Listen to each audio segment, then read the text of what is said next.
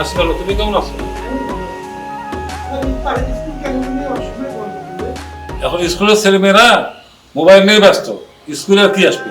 স্কুলে এখন ফাঁকা যাচ্ছে, স্কুলে আর ছাত্রছাত্রীরা আগের মতো আসে না। একদম ঠিক কথা বলছেন স্যার।